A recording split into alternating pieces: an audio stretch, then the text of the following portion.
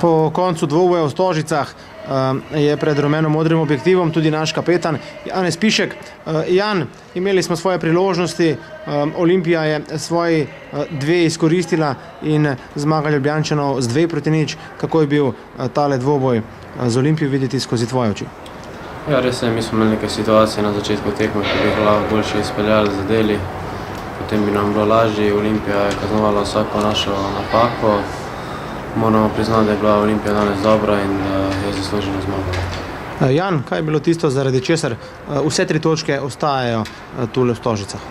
Tako kot sem že rekel, mislim, da je bila Olimpija kvalitetna, ampak tudi mislim, da smo mi storili danes preveč napak, da bi lahko si obetali pozitiven rezultat. Nekoliko nam je šel na roko rezultat med Muro in Domžalami. Razdelila sta si točke, ostajamo v boju za tisto 3. mesto. Aluminija jutri čaka Maribor. Ja, to je res, ampak jaz ne bi razmišljal o drugih, prvenstvo je še dolgo.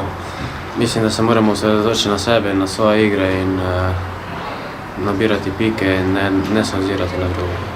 Vem, da verjetno misli še niso pri njem, pa kljub temu naš naslednji nasprotnik je Krško. Občutek imam, da dvoboj s Krškim ne bo nič lažji od tega le z Olimpijo.